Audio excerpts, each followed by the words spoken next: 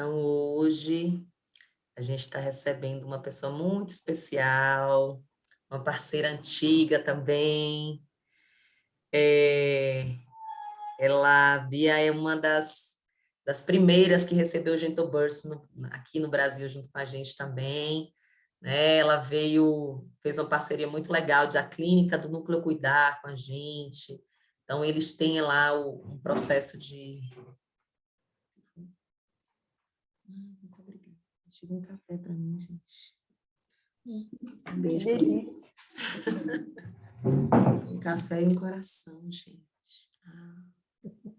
Fazer um mundo. Tive que receber. Com certeza.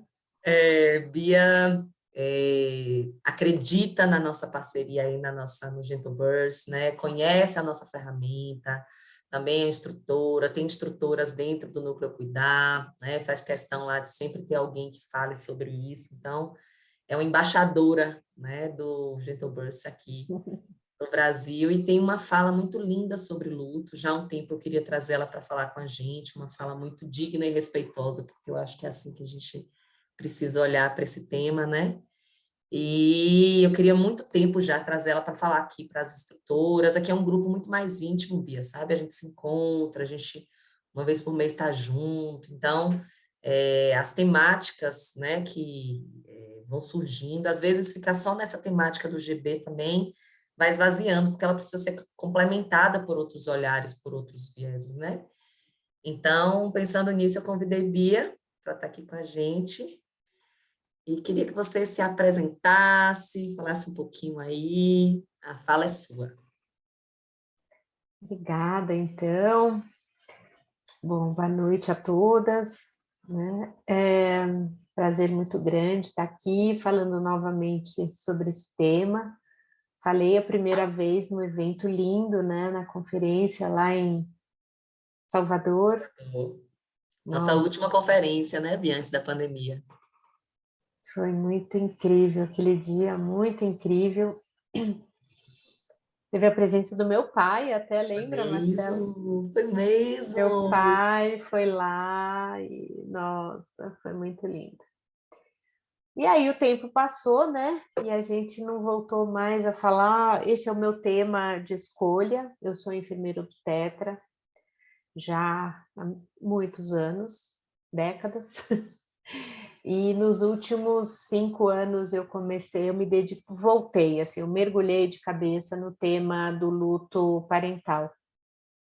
Na minha apresentação agora eu conto um pouquinho dessa minha trajetória, né? Sempre trabalhei com parto, sempre trabalhei com consultoria de amamentação. Você já vai pôr? Ela... Ah, tá aqui. Só o teminha, né? Deixar assim abertinho, enquanto eu Ótimo, vou. é. E, e aí eu comecei por um motivo, até por uma questão. Ah, a Vina tá aqui, que bom. Ah, vem aí! Ótimo. Parceira também, né? Sim, querida. Não, É a primeira vez de Vina também com a gente aqui. Seja bem-vinda, Vina. Falei ali, dei boazinha. Obrigada. Recém-formada, fresquinha. Bom que demais ter bom te você ver nesse grupinho aqui. aqui, viu? Muito obrigada, gente. Então, estava contando um pouquinho da minha trajetória. Então, sempre já há muitos anos como enfermeira obstetra, atuando no parto, preparo para o parto e tudo mais. E nos últimos anos, na verdade, eu comecei a entrar na questão do luto quando eu comecei a minha formação em psicanálise. Eu estudo psicanálise já desde 2010, então já há 12 anos, né, de estudo aí. Gosto muito do referencial da psicanálise, né? Já atendo como psicanalista também, além de enfermeira obstetra. Então, eu acho que é uma formação que me ajuda muito, que é uma ferramenta importantíssima para trabalhar com mulheres de maneira geral, com famílias. E aí, junto com a psicanálise, entrou o meu interesse pelo luto parental, especificamente luto gestacional e neonatal. E então é assim, eu tenho trabalhado e atendido muito no primeiro apoio e acolhimento aos casais, às mulheres que vivenciam perdas. Então, aí por isso que eu estou aqui para conversar com vocês sobre esse tema, que é algo tão assim, que a gente tem tanto receio de entrar, né? E que ainda bem que por estatística, por probabilidade, a gente tem, em termos gerais, assim, a gente tem uma situação de 2% das gestações em geral, as gestações que começam, elas terminam de forma de uma forma interrompida, né? Então começa bem e quantos por cento de todos os partos vão terminar em óbito ou que repercute numa morte fetal ou numa morte neonatal? Que bom, né? Que a probabilidade é ínfima, mas quando ela acontece, já que nós estamos tão preparados para trabalhar com a vida, né? Quando acontece uma situação de perda intraparto ou na gestação ou logo depois do parto, a gente leva a verdadeira rasteira, né? No sentido de qual é o nosso lugar, o que é que a gente faz, como é que a gente atende esse casal, essa família que está vivendo uma situação tão dramática, né? Então, eu quero começar, então, a minha apresentação. Eu não consigo mudar aqui, né, Marcela? Você vai me pedindo, aí eu vou mudando para Tá. você, né? Para ficar mais Então, confortável para você. Você vai isso, só por favor. brilhando. Tá bom. Então, pode mudar. Então, a minha história, né, como eu falei, há muitos anos trabalhando ao lado de mulheres, de casais, então, uma gestação, parto, puerpério. E esse meu trabalho ao lado de famílias enlutadas reflete a minha essência, né? Também foi uma maneira de eu trazer a minha situação de mãe enlutada também, da minha filha Andréia, né? Que eu perdi, foi uma situação de anóxia grave no parto. Ela teve paralisia cerebral e ela faleceu aos 9 meses de idade. E assim, eu consegui nesses anos, depois que eu comecei a estudar e a me dedicar mais à situação de luto parental, é como se tivesse ressignificado a história dela, né? Então, quando eu achava que eu não ia dar conta de trabalhar com esse tema, já que eu tive uma história pessoal, na verdade foi o contrário, né? Foi a minha situação, a minha sensibilidade, a minha interioridade, assim, de alguma forma, contribuíram para que eu pudesse acolher né, receber essas famílias. Então, aí tem as fotos que mostram um pouco, né, da minha atuação, e pode mudar, Marcela, enquanto enfermeira obstetra, né? Aqui, essa foto aqui da esquerda é um parto domiciliar que eu fiz. Eu atendi alguns partos domiciliares, poucos na minha trajetória, mas esse é muito especial porque foi o primeiro, né? E tem aqui a Kátia Zene, muitas de vocês devem conhecer a Kátia. A Kátia é essa que está do lado direito aqui da foto, me abraçando. Embaixo, a Lúcia Costa, que é uma doula querida, da região do Vale do Paraíba. O primeiro parto domiciliar que eu atendi não foi em São Paulo, foi perto de São José dos Campos. Então, eu tenho um carinho muito grande. Essa foto, para mim, é super significativa, porque ela me lembra esse momento, né? E aqui à direita tem uma foto da equipe, da nossa equipe, do Núcleo Cuidar, está o Gustavo, meu marido, ali atrás, num parto também em São Paulo. Pode mudar, Cela.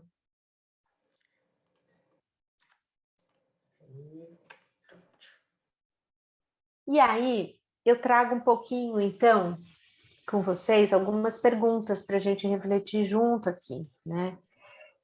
Em qual momento que a gente começou a pensar nessas questões? Em que momento das nossas vidas que a gente começou a pensar sobre a finitude, né? sobre a morte, sobre o luto? Normalmente é quando nós vivemos nas nossas vidas pessoais alguma situação é que a gente se depara que as coisas terminam, que os ciclos terminam, né? Então, tem um filósofo, até o Edgar Morin, que fala uma coisa muito incrível que eu super concordo, que assim, a gente deveria aprender, a gente deveria falar sobre morte, sobre encerramento de ciclos na escola, né? E a gente sabe que não é isso, que não acontece isso, principalmente na nossa cultura, onde a gente percebe um silêncio absoluto em torno do tema morte, né? A morte ela é vista como um tabu, não se fala sobre isso, como se não falando sobre isso, a gente fosse dar conta de enfrentar essas situações, né? Então, a gente precisa, é urgente, que a gente fale mais sobre esse tema, inclusive sobre perda neonatal, gestacional e neonatal, que tem um mito maior ainda, né? Então, se já é um mito falarmos sobre luto, sobre morte, é mito maior ainda a gente falar sobre luto parental, tá? Então, a gente precisa falar mais sobre isso, né? Eu percebo que tem um movimento crescendo nesse sentido. Eu acho que a pandemia ela veio contribuir bastante, porque não teve como a gente não falar sobre morte, sobre encerramento de ciclo, vivendo o drama que a gente vive há mais de 2 anos, né? Então, vamos lá, pode mudar? Então, por que a gente precisa falar sobre luto, né? Em primeiro lugar, a gente precisa assim, entrar nesse movimento e sensibilizar a sociedade sobre a relevância desse tema.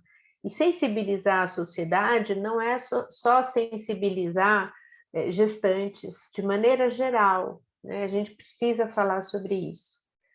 Quando a gente fala sobre luto parental, o que a gente está incluindo? Estamos incluindo as perdas gestacionais, neonatais e morte de filhos em qualquer idade, né?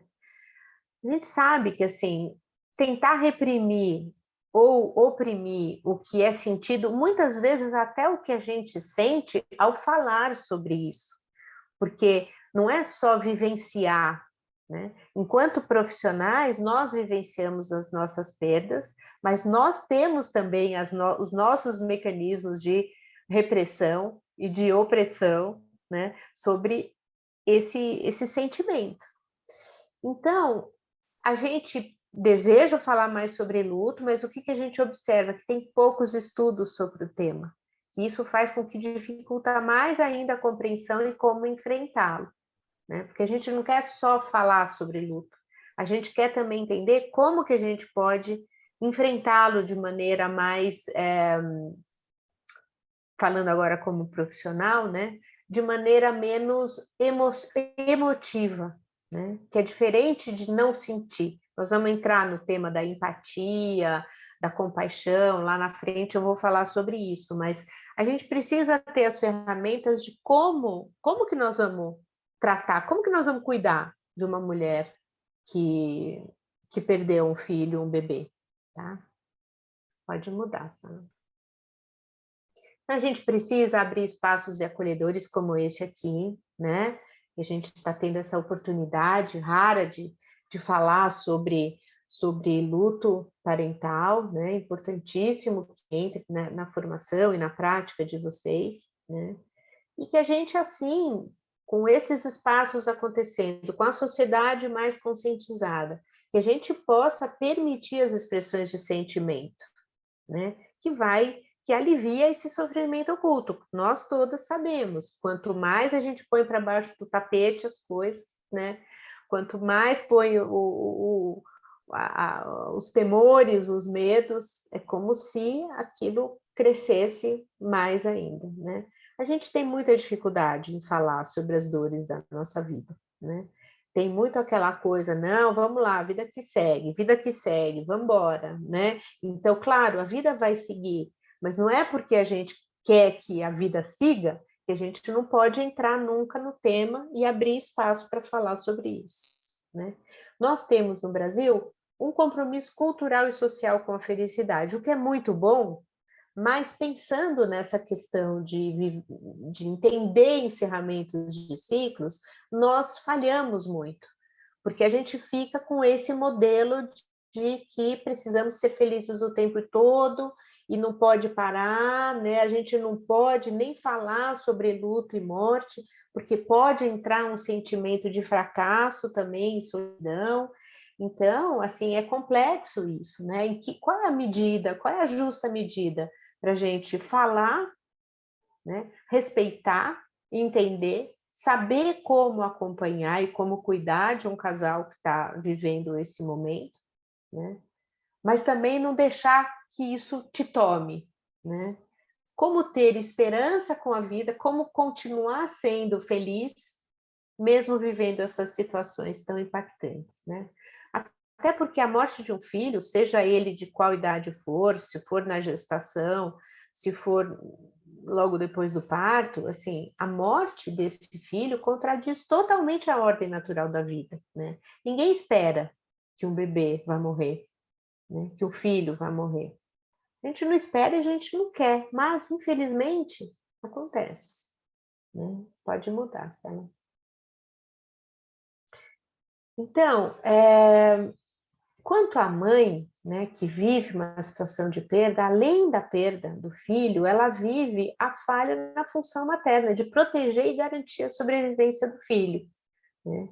Então, com muito sentimento de culpa, muito sentimento de impotência, né? Que isso fica um sofrimento à escondida, né? Por quê? Porque o mundo inteiro, depois dessa perda, voltou às suas atividades depois de um tempo, e ela permanece sofrendo às escondidas, né?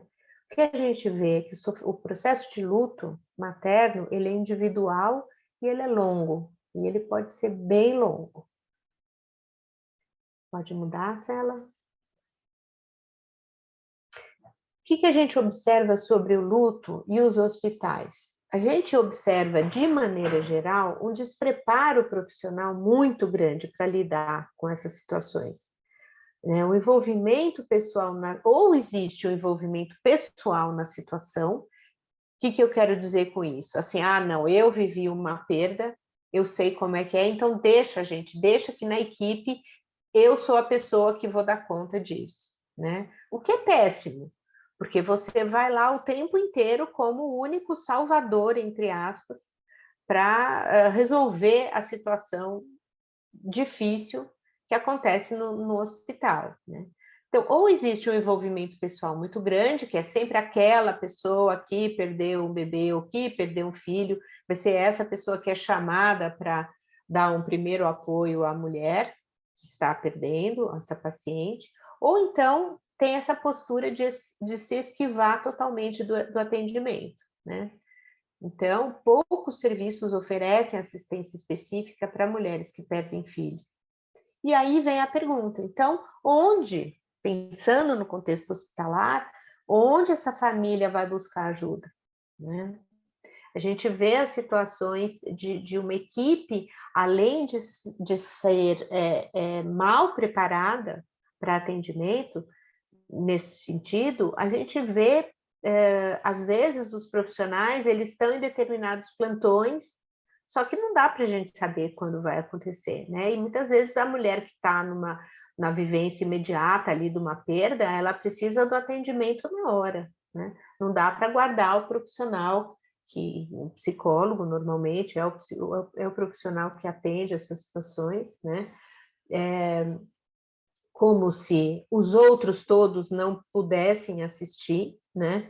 Então, isso fica ao encargo do psicólogo, mas o que a gente observa é que todo mundo tinha que estar capacitado, desde o porteiro, né, que não vai perguntar para aquela mãe que perdeu um filho, não vai perguntar na saída do hospital, cadê o seu bebê, né? Entrou na maternidade grávida e está saindo sem, então onde está o bebê? E aí a gente vê vários profissionais da limpeza cometendo essas falhas, né?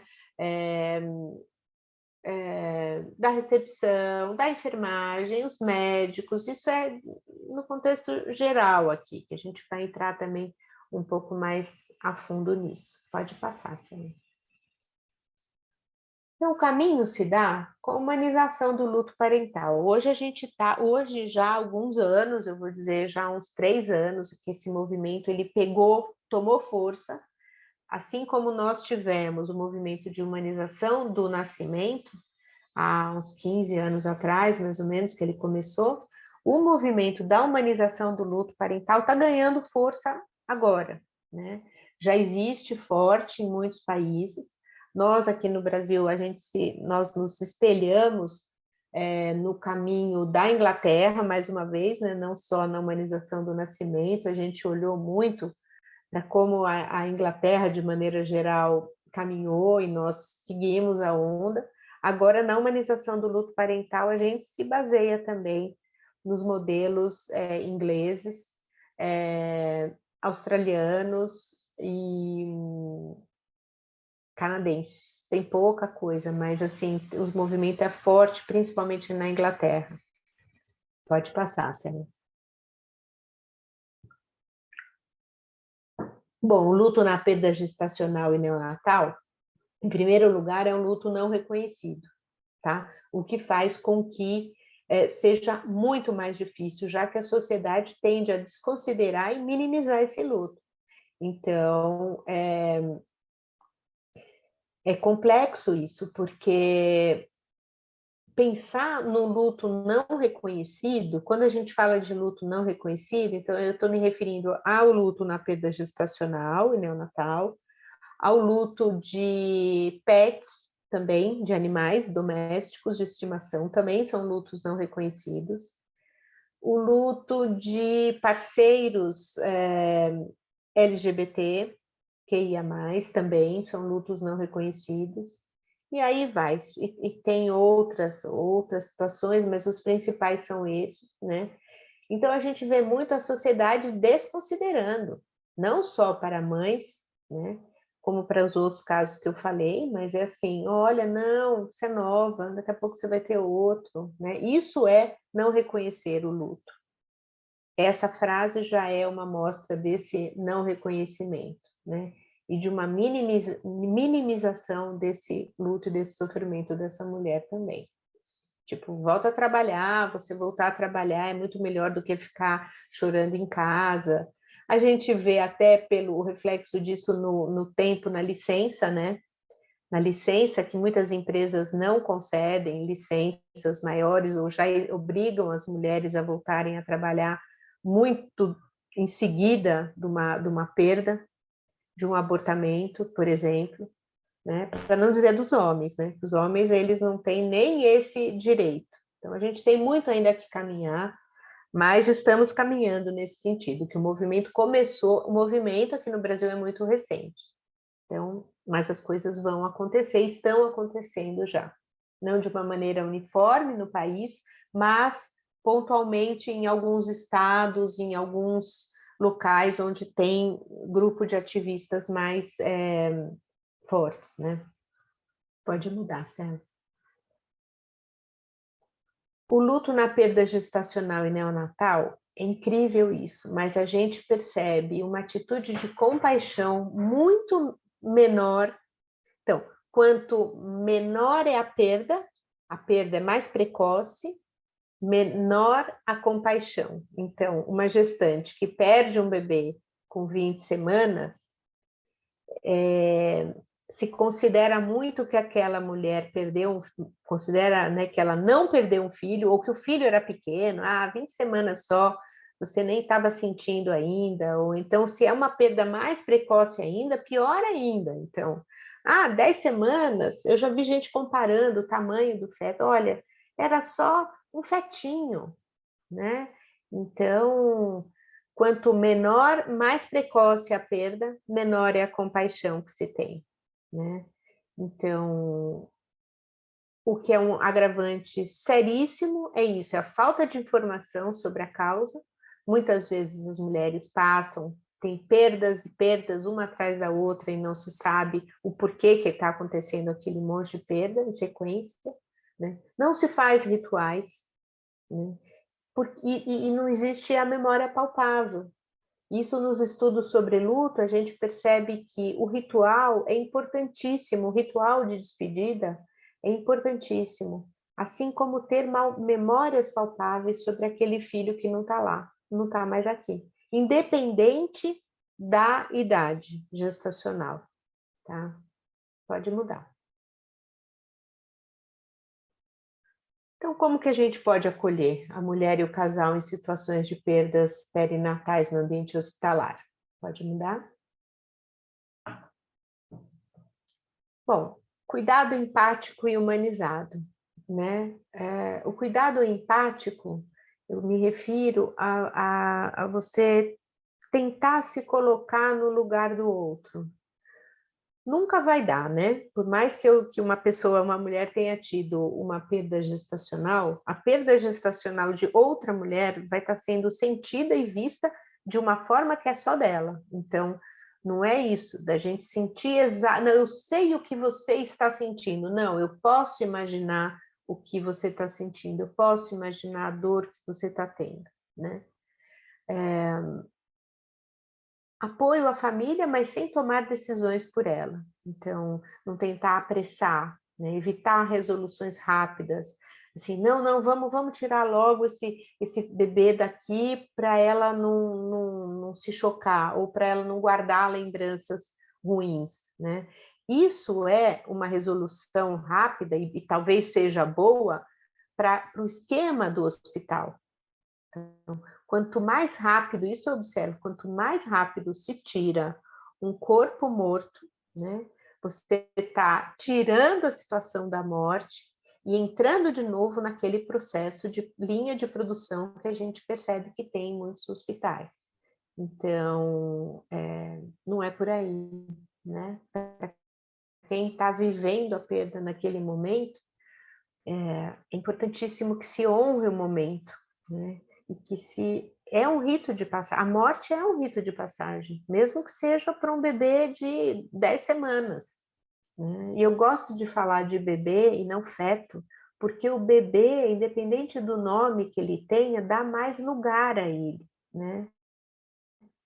Então, eu acho que desde a nomenclatura até oferecer um espaço no ambiente hospitalar para despedida, né? Agora, isso se a mulher e o casal quiserem, né? Nós vamos chegar lá. Pode passar, Fela. Então, aqui o que eu estava começando a falar, encorajar a mãe que deseja a se despedir do filho. Isso não quer dizer, porque a gente está tendo essa conversa aqui, que o ritual naquele momento seja importante para toda mulher. Não, não necessariamente. Pode ser importante se ela quiser.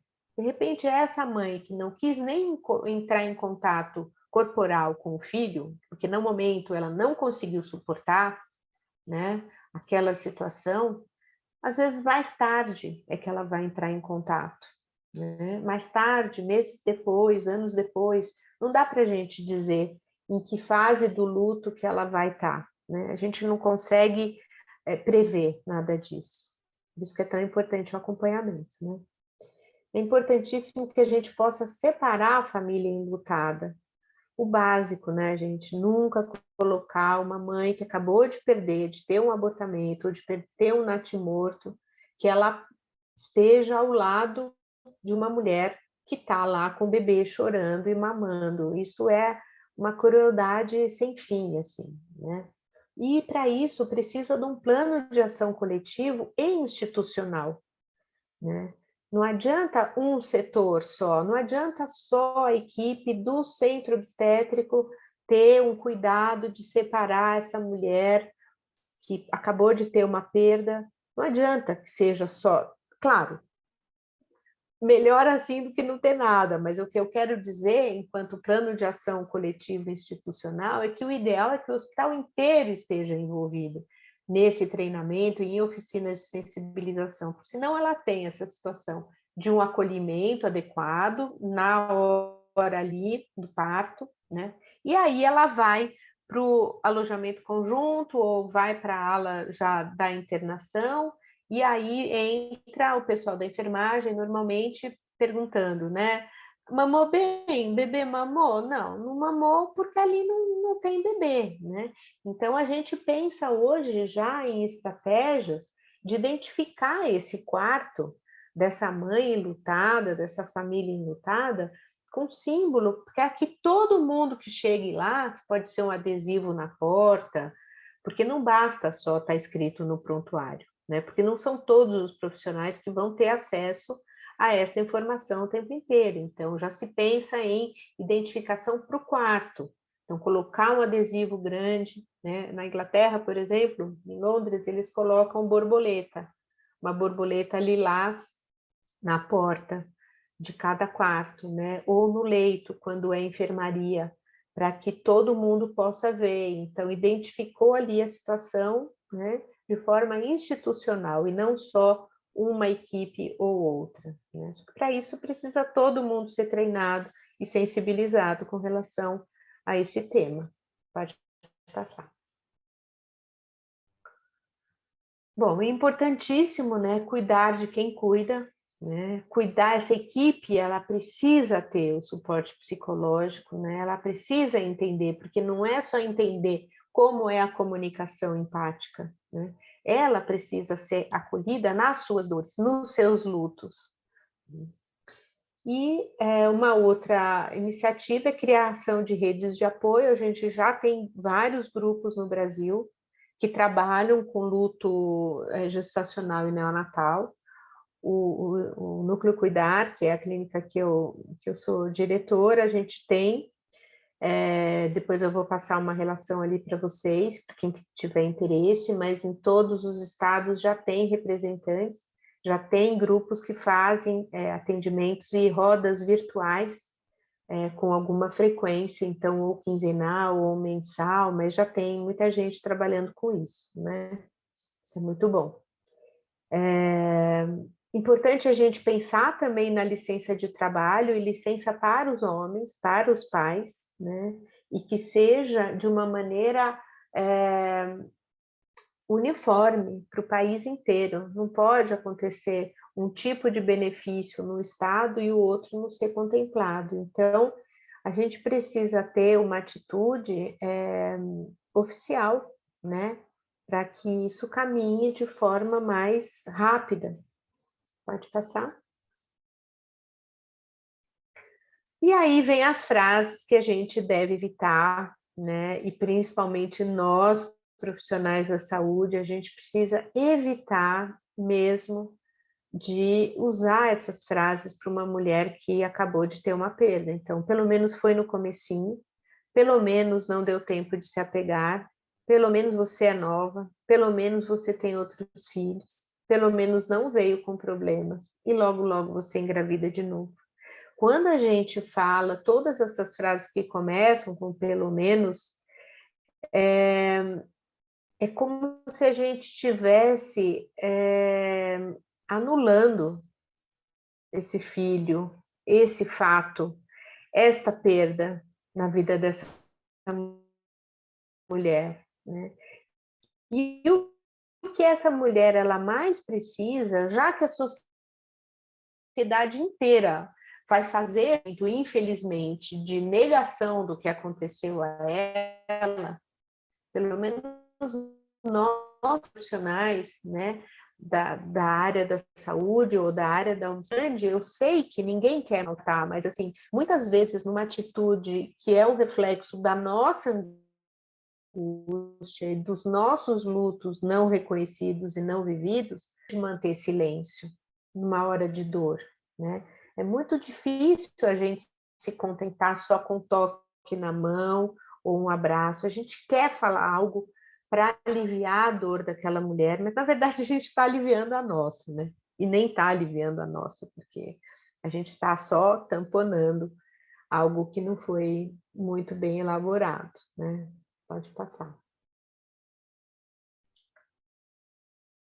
Se não souber o que falar, ofereça um abraço em silêncio, ou um sinto muito, estou com você, né? Nunca a gente deve minimizar a dor da perda de uma mãe e da sua família. Pode passar. Essa é uma frase da Franciele, que ela é uma psicóloga, ela fala, eu gosto muito dessa frase aqui, enquanto pessoas dispostas a auxiliar, né, que nós somos, né, essas pessoas, é possível ser empático fazendo o exercício de se colocar no lugar dos pais, oferecendo um espaço de amparo, seja por intermédio do preparo para escutar, do abraço que conforta, ou mesmo do silêncio que compreende e acolhe. Essa é a melhor forma de cuidar sem invadir e confortar sem utilizar discursos prontos e desnecessários. Pode passar? Bom, e aqui algumas reflexões, né, com vocês sobre assistência obstétrica. A gente precisa, quando tem uma mulher que teve uma perda gestacional, é nosso papel também discutir a via de nascimento com essa mulher, né? Então, vai ser um parto normal? Normalmente o parto normal, no caso de um óbito intraútero, é o melhor, né? Coloca a mulher em menos riscos do que uma cesárea, mas em algumas situações, essa mulher ela não dá conta de esperar uma perda natural, espontânea, né? Então, a gente precisa discutir essa via de nascimento, precisamos ser integrados na equipe, então não é só o médico que vai discutir a via de nascimento, nós também conversamos com a mulher sobre isso, né?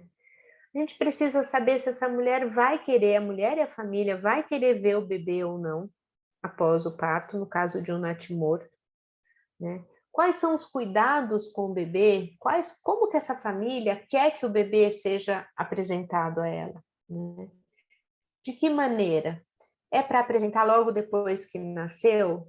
Ou a gente pode levar para uma sala ao lado e fazer uma higiene e arrumar esse bebê? Higiene, eu quero dizer, secar às vezes um excesso de sangue que está presente, né? De que maneira que a gente vai apresentar esse corpo para a família, né? O que a mulher pensa naquele momento, né? Como que ela quer ver esse bebê? Ela quer receber e ir direto para o colo? Ou ela quer que a equipe de obstetrícia cuide desse bebê e volte depois? Isso tudo pode ser falado ainda antes do parto, né?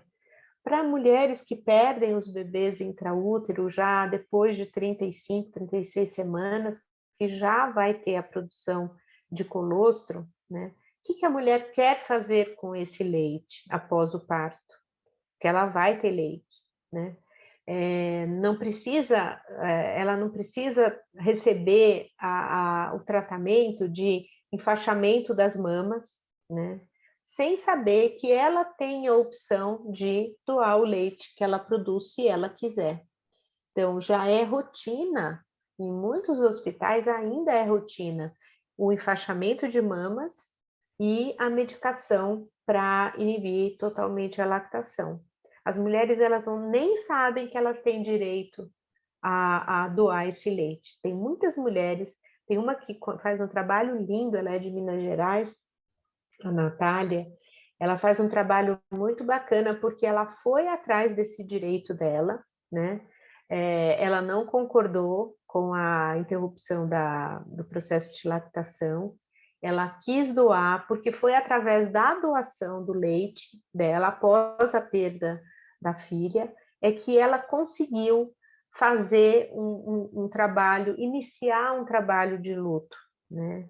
Ela se sentiu assim, é como se o leite fosse ainda algo da filha dela, né? Fosse não, porque né? Foi em decorrência da gestação dessa filha dela.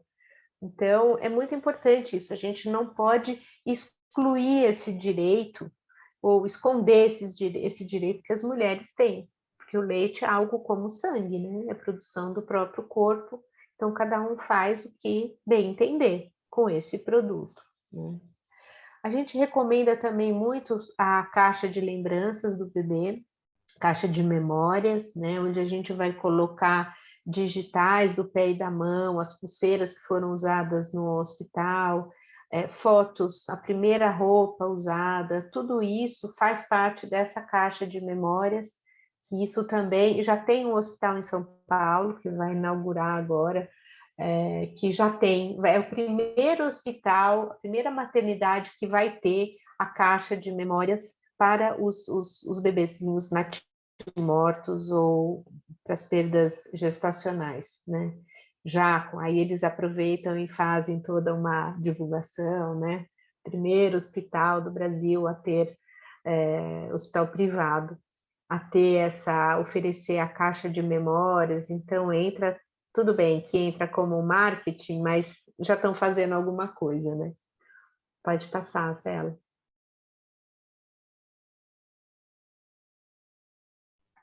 Tem alguns protocolos que já são utilizados no Brasil, né? Em alguns hospitais, e o principal, quem é mais articulada, que faz um trabalho maravilhoso, é o protocolo da Heloísa de Oliveira Salgado. Ela é coautora do livro Como Lidar, Luto Perinatal, vocês devem conhecer, se não conhecem, é maravilhoso ter esse material, né? Então, Ela o que também é ela fez? instrutora Foi com a a tese gente. de... Ela fez Ah, também o Gentle sim, Birth. a Elo, né? Então, ela faz um trabalho maravilhoso e ela está desenvolvendo esse protocolo, baseado nesse protocolo canadense, e ela está adaptando esse protocolo para hospitais em Ribeirão Preto. Então, trabalho lindo dela. E que bom que ela... Eu não lembrava que ela Acho que ela era fez, não sei se instrutora também. 2020, não sei se foi acho que foi antes da pandemia, 2019. Ela Uhum. foi bem legal, assim. É uma É grande, uma ela é super bacana parceira, demais. É muito. super parceirona. E a gente tem o protocolo Spikes também em oncologia, mas que eu acho que a gente, vamos pular isso, vai ficar para falar em outro momento.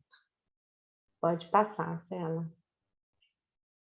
Bom, estamos num tempo de pedir ajuda, né? E como que nós, enquanto profissionais, podemos lidar com essas questões, né? A gente pode lidar buscando formações, né? Formações especializadas em luto, elas são abertas para todos os profissionais da área da saúde, né? Então, quanto maior a rede, quanto mais gente capacitada, né, para falar e saber como conduzir uma situação de luto, vai ser melhor. A gente precisa ter mais gente, né? Aqui eu coloco a escrita como recurso terapêutico, não só para nós que atendemos, como também para as pacientes, né? É maravilhoso esse recurso, às vezes a dor é tão grande que não é possível nem falar, então a escrita, ela entra muito bem nesse sentido, né? A espiritualidade e o contato com o que se considera de sagrado, né? Agora que isso aconteceu, o que eu posso fazer? Essa pergunta vale de novo para pacientes e também para a gente, né? E buscarmos grupos de apoio terapêutico, já tem alguns grupos de apoio terapêutico, inclusive para profissionais da área da obstetrícia. E seguir a rede Humaniza Luto Brasil também é uma maneira de conseguir ajuda, né? Para saber por onde se estruturar, quem quer montar um serviço ou quem quer montar esses atendimentos mais especializados em luto parental, a rede Humaniza Luto Brasil é uma rede maravilhosa que dá muitos caminhos também, ajuda bastante para quem quer começar a estabelecer algo nessa área. Pode passar, Célia. Bom, a gente não falou sobre o pai, né? O pai também é enlutadíssimo, eu diria, né? O sofrimento masculino, ele é pior ainda do que o da mulher, porque o homem na nossa sociedade, ele precisa ser o que dá força para a mulher. Ele é o que dá a força para a mulher, né? Então, tem desde aquela coisa péssima que é do preconceito, de uma sociedade machista como a que nós vivemos, você não pode sofrer, fica firme aí, você é o esteio da família e tudo mais, e por aí afora, que vocês conhecem bem as frases como vem. Então, esse homem, ele não tem lugar para viver o luto, né? Normalmente vem esse sentimento de que falhou, ele falhou em algo, né? Não é só a mulher que tem esse sentimento de que falhou em algo e por isso o bebê morreu. Ele também leva esse sentimento, né? E fica essa obrigação de apoiar o luto da esposa, da companheira, como se ele não tivesse vivido a perda, né? Eu escuto de muitos homens, inclusive, falam assim, não, ela sente mais porque foi ela que carregou, né? Na barriga, né? Mas, na verdade, a gente sabe que não é assim. Os dois sentem, e muitas vezes o homem sente de uma forma dramática, e ele tem menos espaço ainda que a mulher, tá? Existe uma tendência muito grande a camuflar a dor por parte dos homens, então tem essa história de volta logo para o trabalho, quanto menos você falar da morte do filho, mais você vai ser poupado do sofrimento. Então, eu acho que é dentro daquela linha do não, vamos embora, a vida que segue, né? Isso para o homem é muito, muito, muito forte, né? Pode passar. E aqui é um pai que fala, o Giovanni, ele é o marido da Tatiana Maffini, que é uma das, a Tati é uma das precursoras assim do movimento da Rede Humaniza Luto Brasil. Ela é do Sul, ela é de Porto Alegre, mas ela e o Giovanni fazem um trabalho maravilhoso com relação ao luto parental. Ela tem uma cartilha também de orientação para profissionais da saúde, isso é muito legal. E o Giovanni fala isso, fere o meu luto quando dizem que a mulher sofre mais ou que eu não sofro, né? Eu acho que é uma frase que representa bastante isso. Pode passar? Tem os avós também, né? Os avós também sofrem, né? Então, eles sofrem muitas vezes em duplicidade, né? Pela perda do neto e a dor do filho, que perdeu um filho, né? Ou da filha, ao mesmo tempo. E muitas vezes essas avós, elas viveram também lutos não reconhecidos.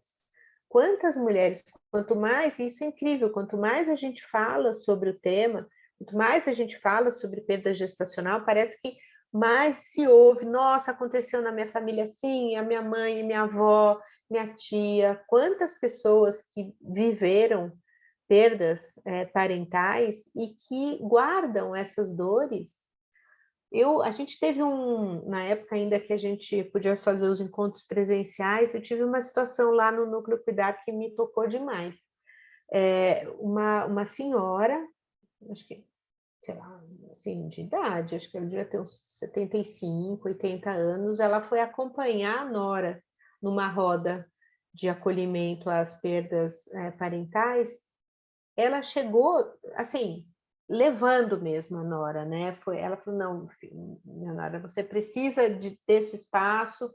Ela estava em luto difícil, bem complicado, e aí sentou ali na roda a nora e essa pessoa, essa mulher, e aí, num determinado momento, ela começou a falar. Ela se emocionou e falou sobre a perda do filho, eu nunca me esqueço, do Francisco. Ela começou a falar da perda do Francisco, que é um filho dela, que faleceu também com menos de 1 ano de idade, e que ela nunca tinha tido. Ela perdeu esse filho, ela já, assim, pelo menos uns 30 anos, né? Ela nunca tinha falado publicamente sobre o Francisco. Foi naquele dia, naquela roda, né, naquele espaço acolhedor e ao lado de mulheres também lutadas, que ela conseguiu falar sobre a situação que ela viveu e que ela guardou silenciosamente durante décadas. Não tinha espaço, né? E isso é muito complexo, porque quando um bebê morre numa família, não são só os pais, né, que perdem o filho. Então, os avós perdem o neto, os tios perdem o sobrinho e por aí vai, né? Os irmãos perdem o irmãozinho. Então, é muita gente que precisa de um apoio, né? Pode passar, Cela. Bom, aqui eu falo um pouquinho sobre fotos de bebês natimortos, né? Existe uma ideia em alguns ambientes que a gente frequenta e que a gente circula, que fotografar bebê natimorto, que é algo... como é que é aquele termo? Quando você... Nossa, me fugiu aqui. Mórbido. Que você fotografar um bebê natimorto é algo muito mórbido, tá? Só que não.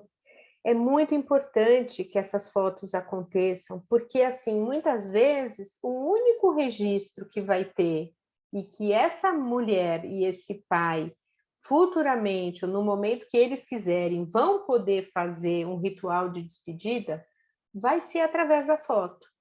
E o que a gente sabe hoje é que, assim, o que não está registrado se perde, tá? Então, é muito comum a gente escutar isso nas rodas, assim, nossa, eu não tenho nenhuma lembrança daquele bebê, eu não tenho nada, né? E hoje a gente já recomenda não só as fotos, como até gravar o batimento os batimentos cardiofetais, né? Do bebê que você sabe que vai ter, que não vai ter viabilidade, né, no mundo aqui fora do útero. Então, às vezes, aquele som do batimento cardíaco daquele bebê é a única lembrança que aquele casal vai ter. Então, é importantíssimo, assim, que é isso que vai ajudar a elaboração do luto. A gente tem a iniciativa da Paula Beltrão, é maravilhosa, ela foi uma das pioneiras, ela faz um trabalho muito lindo, muito delicado e muito respeitoso também, né, de registro dos bebês natimortos. E existe em desenvolvimento um projeto da Associação Brasileira de Fotógrafos de Recém-Nascidos, de um movimento maior para que se exista esse recurso em mais maternidades, porque não é tirar só uma foto, né? Não é só uma foto, é diferente, precisa ter um cuidado para que aquela foto não seja, que deixe um registro respeitoso, principalmente, né? Para aquele casal. E nunca uma foto como a gente vê, às vezes... Bom, eu sou de uma época que bebês eram considerados lixo hospitalar, né? Então, era colocado dentro da luva, de uma luva de procedimento, ou mesmo numa gaze, né? Então, que bom que que os tempos mudaram, estão mudando, e que a gente vê toda uma iniciativa de maior respeito, né, a esses bebês.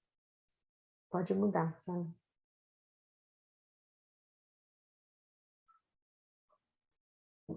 Aqui eu quis trazer essa foto do girassol. O girassol é a foto que a gente considera como símbolo do luto parental, né? Porque é uma flor que ela sobrevive até a mais alta e violenta das tempestades, né? É aquela flor que consegue seguir a luz, né? Ela gira para onde tem a luz, é o movimento que ela faz, né? Então, é sobre seguir ali a luz e manter-se firme, sem renegar a dor ou qualquer sentimento, mas apenas aprendendo aos poucos a ressignificá-los. Pode passar? E é isso, né? Aqui eu coloco o meu endereço aqui. Eu sou parceira do Casa Mães para Sempre, que agora mudou de nome muito recentemente, né? Casa Mães para Sempre é uma ONG, que agora o nome é Instituto do Luto Parental, mudaram agora recentemente. Então, a gente oferece grupos gratuitos de apoio às perdas, né? O Núcleo Cuidar acontece às quartas, e no Casa Mães, que agora é Instituto do Luto Parental, acontece às quintas, quinzenalmente, mas eu recomendo que vocês acessem, acompanhem, né, as redes para ver, para quem tiver interesse ou para quem tiver alguma paciente para indicar, e mesmo para quem quiser, enquanto profissional, ter um apoio, né, uma roda de apoio só para profissionais. O Instituto do Luto Parental já tem essas rodas, então super recomendo para quem quiser e precisar, né, usar desse suporte. A gente no Núcleo Cuidar não tem ainda, mas é um projeto, é algo que eu acho que a gente precisa trabalhar e precisa estar mais presente aí nessa situação. É isso, então, vamos abrir um pouquinho. Aqui eu deixo algumas referências, né, para quem quiser ler e se informar mais.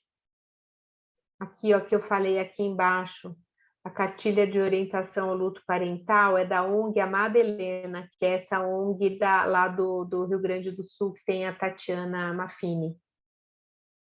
Trabalho muito legal deles.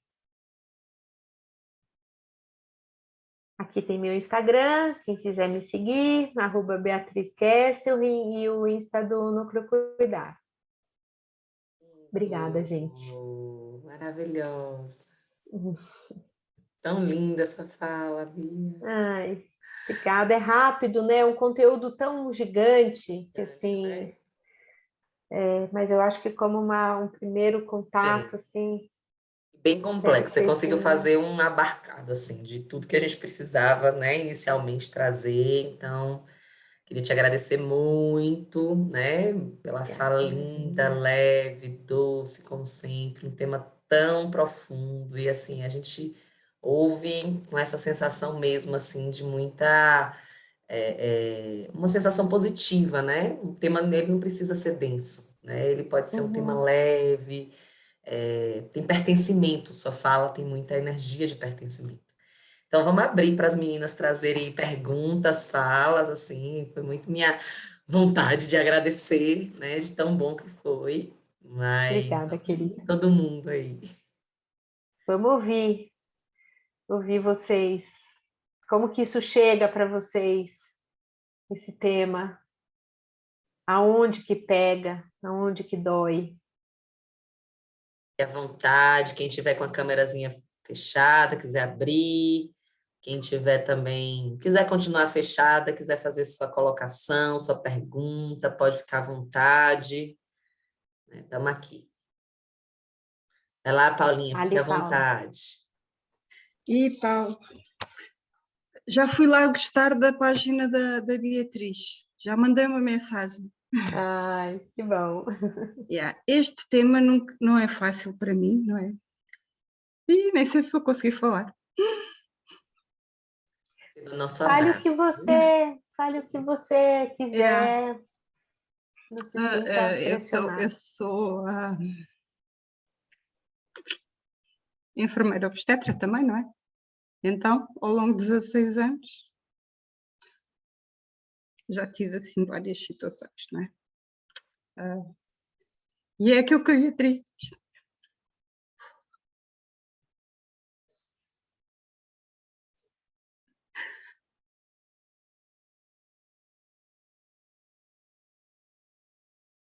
Tentar ser outra forma. Eu acho que me lembro assim de quase as situações todas mais intensas, daquelas, muitas mesmo. E as mães às vezes quando vêm ter os segundos filhos lembram-se imediatamente de mim, algumas eu já nem me lembro delas. E tenho assim algumas especiais e fui buscar até este livro, eu acho que vocês conhecem. É porque ele perde o foco que você está usando, mas é o Até Logo, José, não é isso? Até Breve, José. Até Breve, José. Até Breve, José. Maravilhoso. De Camila, né? Maravilhoso. Este livro, aconteceu-me uma senhora que eu também conheci, que eu preparei, que estive no parto, e este bebê morre 3 semanas depois. E eu sinto sempre que não estou preparada para ajudar as mães. Mas há alguma coisa a fazer, não? Porque, entretanto, eu nesta e estou com tanto que eu andei a pesquisar coisas. Descobri este livro aí no Brasil. E o meu marido está em Angola e tinha um colega que trabalha com ele. Eles trabalham mas não, está cá e está lá. E o Cairo, eu descobri este livro, pedi-lhe para ele ir a São Paulo comprar-me este livro e trazer-me. Ele demorou 2 meses a chegar e eu pedi para ele trazer 2 e fui dar um à Filipa, que foi aquela mãe, que eu fiquei com o contacto e fiquei com outro para mim. Porque comecei a gostar, andei a pesquisar e a ler, pronto. Depois tive outras situações em que tivemos um parto assim fabuloso, mesmo daqueles, numa noite muito, parecia que estávamos em casa, que o bebê fez o breast crawl completo, era mesmo daqueles turnos de que não vi ninguém. Eu filmei tudo, porque eu tinha feito o curso de CAM há pouco tempo, eu já sou CAM há 12 anos, mas tinha feito, então eu fazia experiências, estava sempre a querer fazer e pedia às mães para filmar, e depois passava por WhatsApp, passava-lhes o filme. E estava sempre a fazer para comprovar para os meus colegas que aquilo que a gente aprendia nas formações era verdade. E aquele bebê, que foi maravilhoso, foi assim uma emoção, pai, filho, eles eram um casal novo, 20 e poucos anos os dois. E este bebê, 3 dias depois, teve uma morte súbita. E aquela senhora tinha ficado com o meu contacto, aquela mãe, porque eu passei o vídeo do breast crawl daquele bebê e ligou-me a perguntar se eu podia ir ao funeral do bebê. E aí eu tive eu conheci-os naquela noite, naquela coisa, e tive que me mentalizar e fui, e disse ao meu marido, ele acompanhou-me, mas eu achei que se ela quis que eu fosse, ela sentiu aquele momento tão especial, e lá fui eu. Depois eu choro muito, sou muito chorona. Eu lá tive que fazer aquele papel e fui. Estes são os filmes que me estou a lembrar, mas tenho assim muitas situações destas, e como a Beatriz diz, nós não estamos preparados. Quando eu estava grávida do meu terceiro filho, e estava com 30 semanas, e tínhamos uma morte fetal de um bebê de termo que tinha no turno da manhã, eu estava a fazer o turno da tarde, ela tinha recebido essa notícia e o bebê estava em processo de ir fazer a expulsão, e é um silêncio no serviço quando isto acontece. Nós quase não falamos umas com as outras. E eu, como estava grávida, as minhas colegas protegeram-me e nem sequer me deixavam entrar na sala. É tipo, eu lembro-me que cheguei a uma casa da manhã e chorei tanto.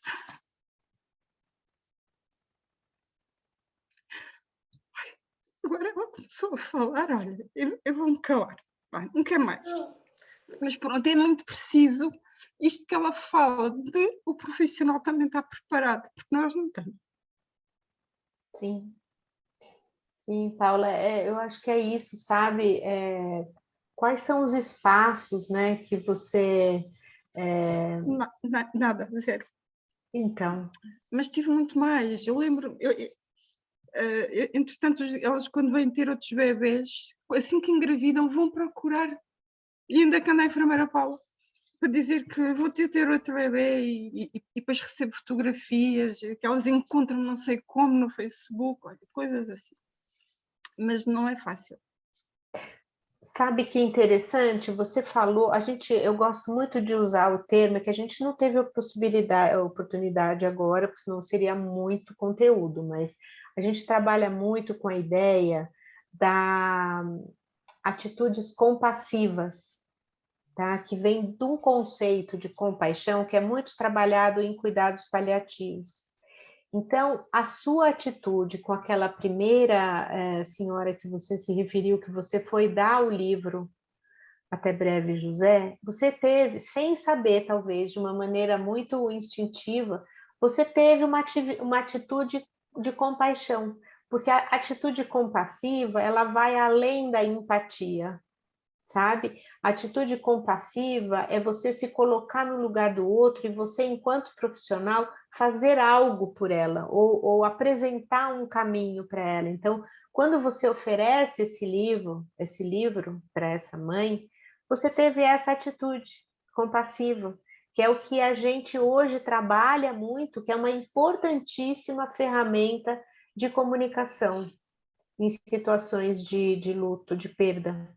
Porque, assim, espera-se que nós, profissionais da saúde, espera-se que nós tenhamos essa postura compassiva, que a gente vá além da empatia. A empatia a gente para se colocar no lugar do outro. Mas a compaixão vai além, é um passo adiante, sabe? Então, é muito importante a gente poder ser capacitado para esse tipo de atitude. É algo que não se fala, né? E eu, até pouco tempo atrás, eu não tinha lido ou ouvido nada sobre comunicação compassiva. Tá? Então, aonde que eu achei esse recurso, essa bagagem de aprendizado, é no universo dos cuidados paliativos.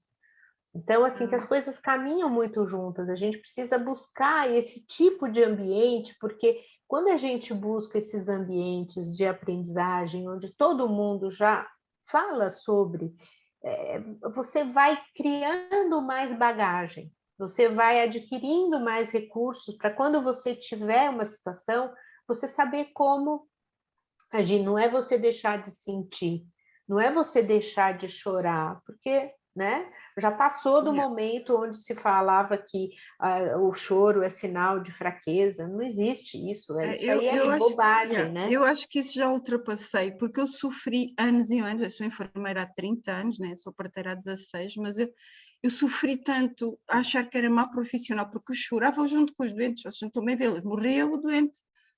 Eu trabalhei 13 anos em cirurgia, e quando eles morriam, eu cheguei a deixar familiares à noite na enfermaria, proibida, ninguém sabia, às escondidas, porque eles queriam assistir à morte e não me deixavam lá ficar. E era muito complicado, porque eu depois estava sempre a comê-las. É como agora aquilo que falou, porque ou é tirar uma fotografia ou é deixar lá. A primeira reação é toda a gente recusar e dizer assim, não quero ver, que lhe fique essa imagem. E eu sou a tonta sempre, sou sempre a tontinha, que lá vem ela agora querer ali, em vez de ir pôr o bebê ou na caixa ou o feto, embrulho, parece mesmo que não se faz nada, trato dele como se estivesse embrulhadinho, ali, às vezes estão com ar mesmo sereno, e eles, muitas vezes a primeira reação que eles dizem é não querer ver, e às vezes questionados por médicos, toda a gente ali está, tudo que não. E eu digo assim, vai pensar melhor, eu vou deixar ali, não sei o quê, e fica. E depois, mas tu nunca mais despachas o corpo? Eu assim, está ali, o turno é meu, quem manda sou eu. Mas tem que andar sempre à briga, sempre. Passado às vezes 2, 3 horas, eles dizem que querem ver e ficam, e estão lá e choram, agarrados ao feto. Mas a primeira impressão é logo fazer aquilo.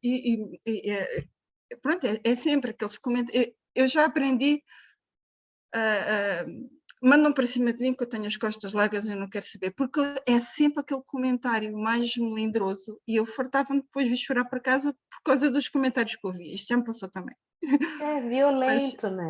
É muito violento. Porque é que eu estou a ter que estar a querer mostrar e a não sei o quê.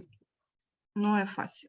Fiquei pensando até, mas quando Paula conta isso, muito naquela parte que você fala, Bia, assim, existe uma fantasia também sobre como esse bebê vai estar, né? Porque quando a gente fala de morte, a gente sempre pensa numa mudança, né, de feição, a gente pensa em sangue, a gente pensa em inchaço, a gente pensa em várias coisas de uma fantasia sobre o que é a morte também, né? A morte sempre como um lugar muito feio de se olhar, né? E quando de forma muito sensível, né?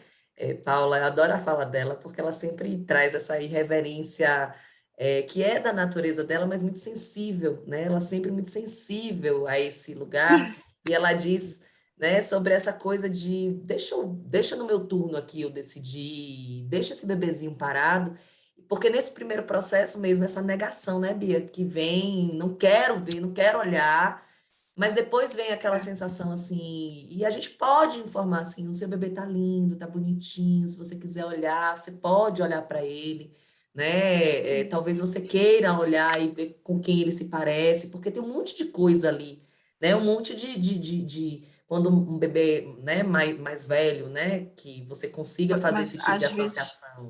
Mas às vezes não está. Às vezes Sim, não está. sim, Às vezes está mesmo muito macerado e né? esfacelado, e quando são interrupções médicas da gravidez, e às vezes com mais tempo, há situações complicadas. Sim, sim. Eu digo Mas muito...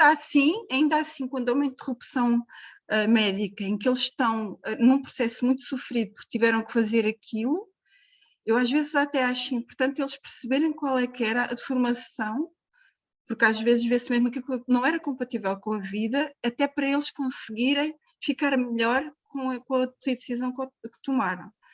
E depois as pessoas é sempre, mas isto parece um monstro, não sei o quê, e às vezes parece mesmo. E eu ainda assim os incentivo a ver, não incentivo, deixo para eles decidirem, mas fica lá o tempo todo para eles precisarem. Sim, às vezes você pode dizer, falo por uma primeira porque muitas vez. vezes eles não querem, não insisto, mas...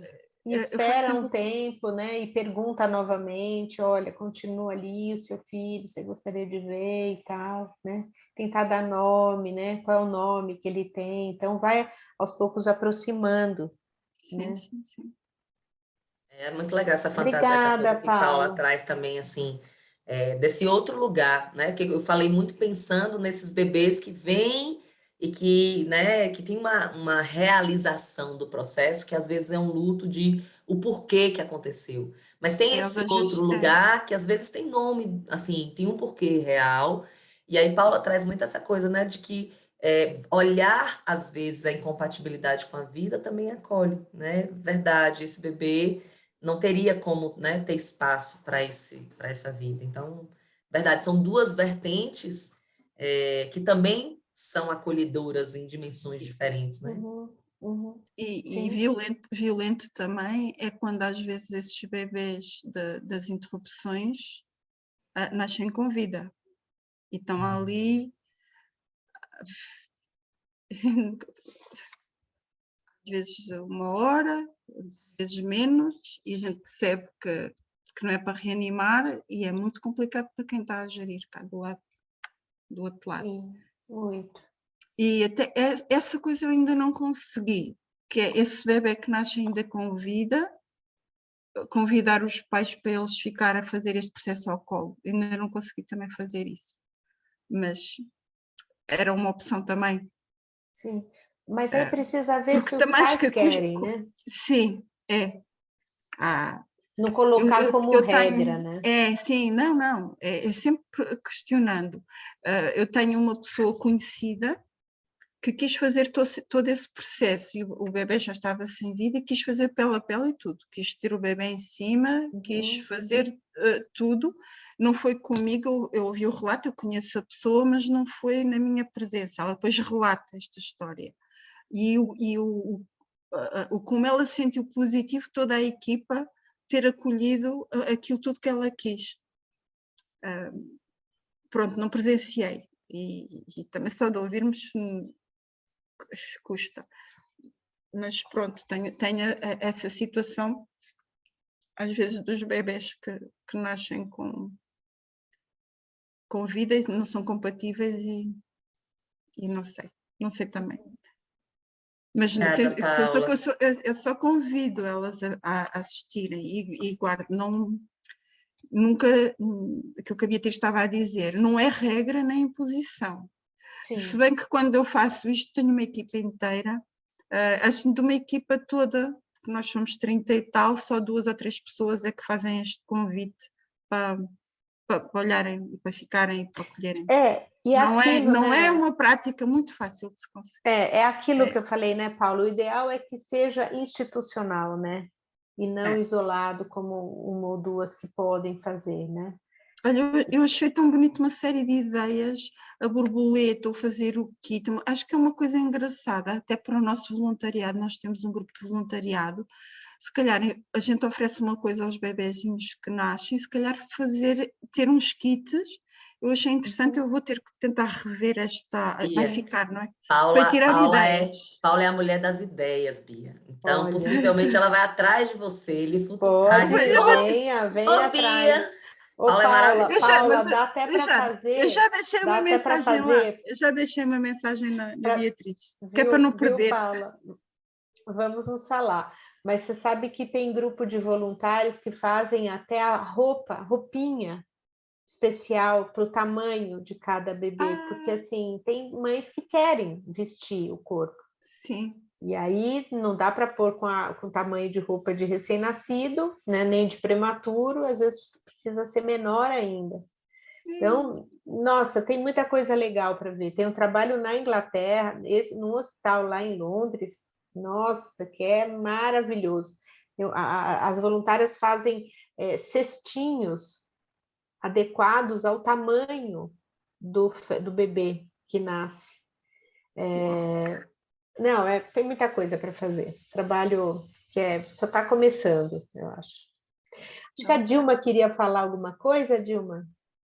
Você levantou a mão? Dilma Aparecida. Eu quero ir lá trabalhar com a Dilma. Maravilhosa! Eu sei, eu vi, eu Bem. conheci na outra aula. Muito bom. Pode vir para a aula, vai ser um prazer. Eu também vou a Portugal ficar com você, tá?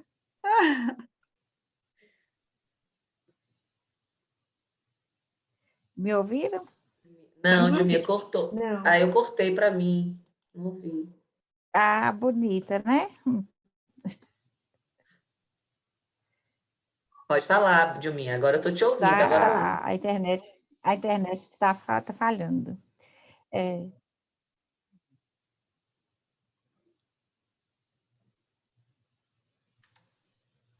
Pode conseguindo? falar, a gente está te escutando. Você queria perguntar alguma coisa? Eu queria falar duas coisas.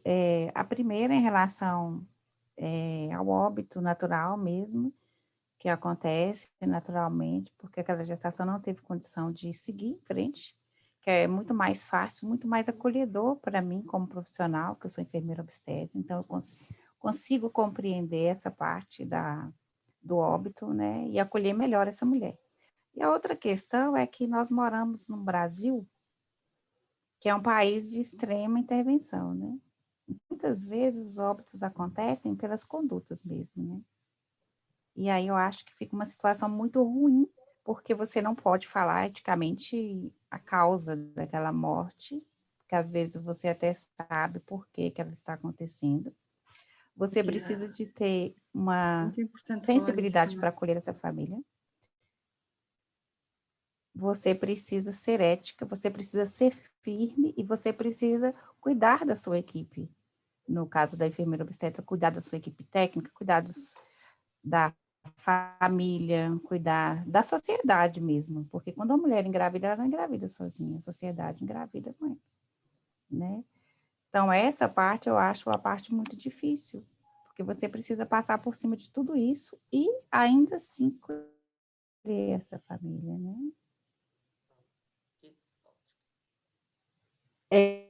Dilma, eu acho que é desafiador. É um trabalho muito desafiador e que eu acho que eu insisto muito nessa ideia, assim, dessa equipe ampliada, né? Que a gente possa contar com toda a equipe, né? E que a gente possa usar os recursos e as capacitações como algo importante e que a gente é como se os nossos ombros tivessem que suportar, né, mais do que a gente dá conta de carregar. Por quê? Porque somos poucos ainda que trabalhamos com isso, que temos esse respeito e essa atitude mais aberta, né, para essa escuta de um momento de tanta dor. Então, acho que a gente precisa mesmo de muito mais gente, de mais gente trabalhando, de muitas formações, de muitas capacitações para estudantes, para profissionais, né? Eu acho que a gente está num momento importantíssimo, assim, de uma virada mesmo, que eu tenho muita esperança de que vai acontecer, porque não dá mais para a gente ficar nessa pondo as coisas tão escondidas e tão para baixo do tapete. Não dá mais, já passou da hora, né? Eu da acho que não frase dá de para a minha, mulher que... Oi? falando só, trazendo essa sua fala, me remeteu a um caso. Uma grande amiga minha engravidou E ela teve um câncer, primeiro ela teve um câncer de mama, quando a bebê dela tinha 2 anos. E ela teve que retirar as 2 mamas. Foi um câncer bem profundo, então ela tirou bastante de mama, não ficou nada de nódulo, né? Limpou bastante. E quando a bebê dela tinha 2 anos, então ela ficou 5 anos, 6 anos sem poder tentar ela engravidar. Ela ia logo engravidar e descobriu o câncer nesse processo. E aí, quando ela dizia, quando der o meu tempo do tratamento, a primeira coisa que eu vou fazer é engravidar depois. E aí ela engravidou logo, assim, foi nesse processo, no meio assim, agora 2021 e 2020, na verdade, ela engravidou.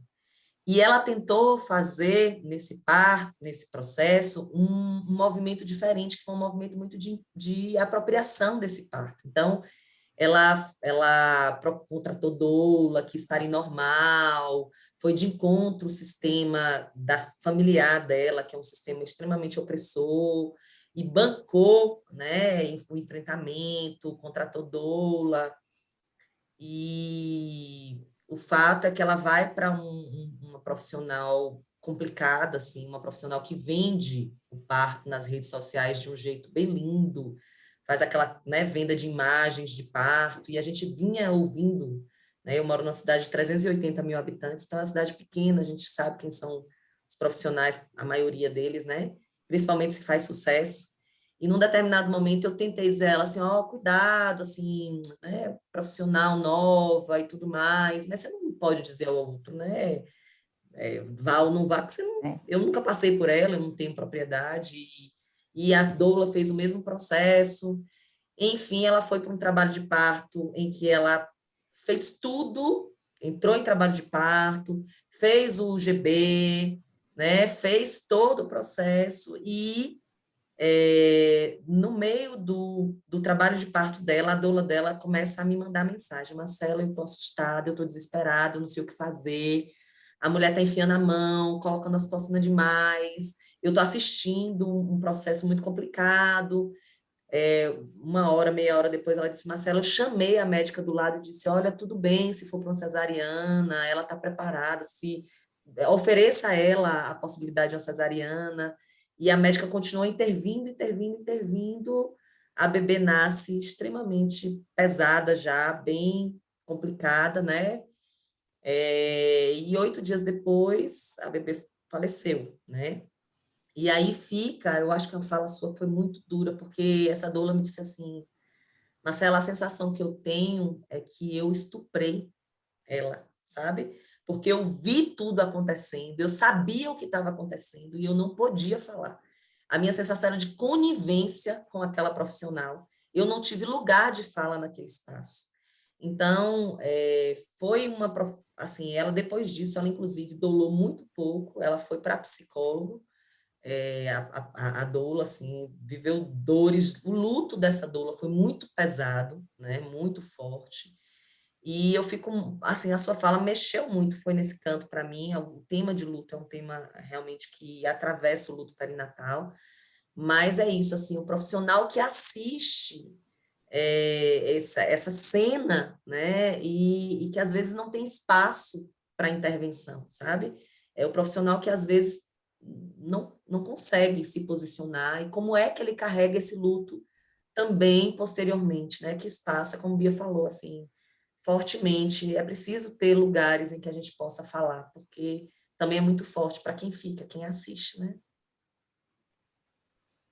Muito, muito Eu já, demais, demais, assim.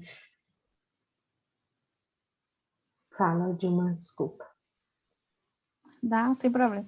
Eu só queria dizer, eu já rodei, assim, já trabalhei em muitas maternidades aqui em Belo Horizonte. Então, eu conheço praticamente quase todas as maternidades públicas e as maternidades privadas também. Então, assim, os bastidores são bem delicados, sabe? Assim, eu já tive um momento em que eu tive que segurar a minha equipe técnica para não ir para cima do profissional que estava ali meio que aventurando naquela situação, sabe? E infelizmente, a mulher não tem o espaço que ela merece ter para vivenciar o seu luto, sabe? Hoje eu tenho o privilégio de trabalhar numa maternidade em que ela é muito aberta a diversas situações, mas ainda assim eu tenho problema com alguns profissionais que não valorizam, não respeitam aquele momento. É tipo, não faz sentido esse neném ficar aqui, ou então apresenta o bebê de qualquer forma para aquela mãe. Se o bebê é mal formado, igual o Paulo disse, a gente precisa achar alguma coisa nesse bebê, alguma parte do corpo desse bebê que tem uma beleza que você pode dar ênfase naquele momento. Olha a mãozinha, a mão do seu bebê. Nem falar mãozinha, porque você diminui, né? Essa questão. Olha a mão do seu bebê, é perfeita. Olha os dedos, a unha do seu bebê, né? Colocar uma compressa na cabecinha, se, por exemplo, for um bebê anencéfalo, né? Tá? E deixar que ela tire essa compressa quando ela quiser, que ela retire essa touquinha quando ela quiser, né? Que a mãe entre, que a avó entre, que todo mundo entre. Você tem que abrir espaço, independente do horário. Pode ser 3 horas da manhã, 2 horas. Você, enfermeiro, se você tem essa autonomia, você precisa abrir. Porque a enfermagem, ela abre muitas portas, assim como ela fecha também, né? É isso. Você sabe... O luto, para mim, é muito além da profissão. Sim. Você sabe, Dilma, você está falando, e eu lembro que, fico me lembrando que, assim, no relato das mulheres que passam por perda gestacional ou neonatal, muitas vezes o que fica como registro, depois de um tempo, não é a imagem daquele feto morto, ou mesmo já num processo, né, de decomposição e tal. Às vezes o que fica é o acolhimento, às vezes é uma palavra do profissional que estava ali do lado, né? É isso que ela vai guardar. Então, a gente se preocupa com a aparência do feto, com a exposição, a gente se preocupa com um monte de coisa, mas para aquela mulher, o que vai ter para ela como registro a longo prazo é uma palavra, um toque, é isso que fica, é isso que pode, de alguma forma, não é minimizar a dor, mas é dar um outro lugar para essa dor, sabe? Estava até lembrando de um caso aqui bem rapidinho. Teve uma menina de 16 anos que o companheiro não assumiu e a mãe estava lá com ela.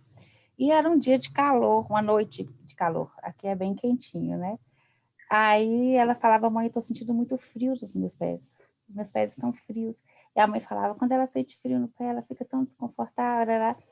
Aí a mãe falou, mas eu não tenho nenhuma meia. Aí eu lembrei que eu sempre carrego mais de uma meia na minha mala de plantão. Aí eu fui lá e peguei uma meia e coloquei no pé dela. Aí a profissional que estava comigo falou, você vai dar sua meia para ela? Eu falei, gente, uma meia. Aí a mãe virou e falou assim, mas você vai dar sua meia para ela? Eu falei, uma meia. Aí eu coloquei a meia no pé dessa menina, nos pés. Quando o neném começou a nascer, ela teve o cuidado de não... porque ela queria me devolver a meia. Aí quando o neném nasceu e tal, a meia sujou um pouquinho, ela virou e me falou assim, eu posso levar a sua meia para casa, para mim?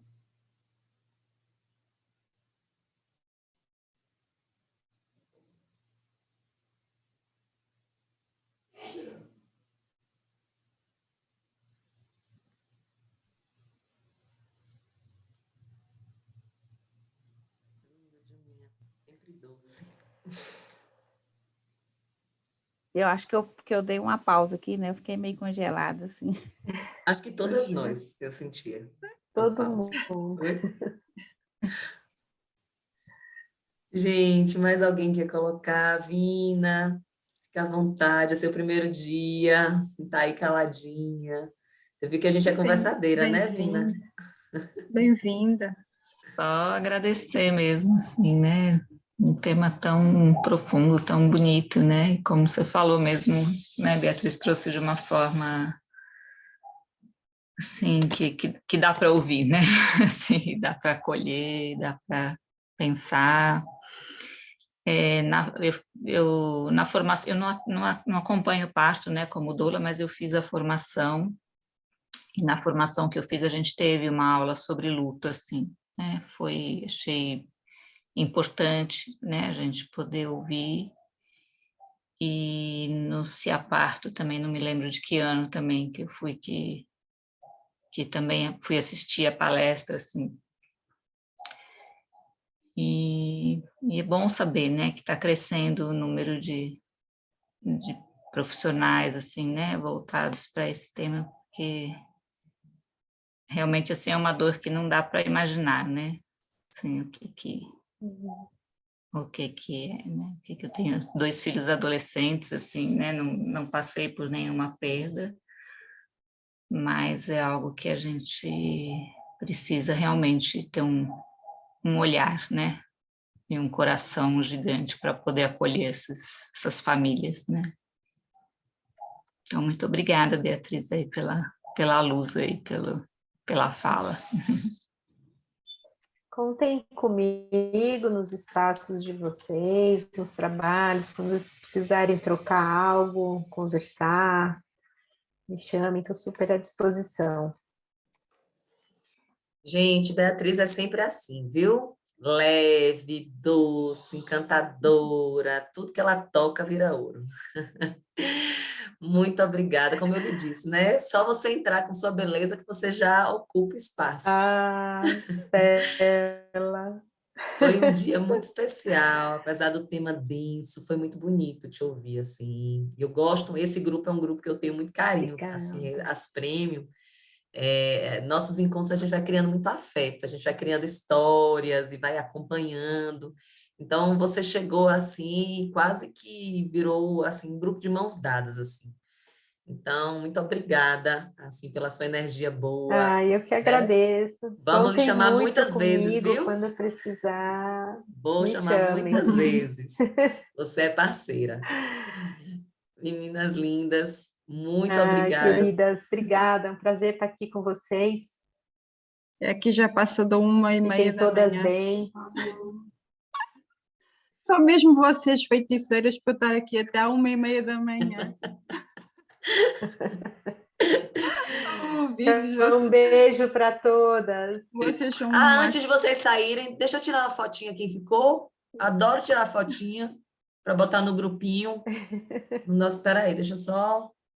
Eu sempre esqueço. Eu Tem estou alguém num que está lugar aí? aqui com uma luz tão ruim. Não, mas não tem problema, não.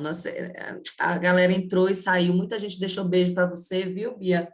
Filhos e tudo mais. Quem tiver aí, Obrigada. acho que temos nós 5 mesmo agora no finalzinho. Vou printar uma fotinha só para botar, não vou postar, não. É só no nosso grupinho ali, só para compor o nosso encontro, né? Só para dar um. Então, digam X. Pronto. Colocar aqui no WhatsApp. Pronto. Amores, muito obrigado pela noite. Foi uma delícia. Bia, se você Obrigada. fizer a gravação, te mando depois. Se você quiser também. Amanhã vou fazer o linkzinho e aí mando no grupo para quem tiver também interesse, tá bom? Muito obrigada. Beijo para vocês. Beijo. Tchau. Boa Tchau, noite. tchau. Bom Beijos. Boa descanso. noite.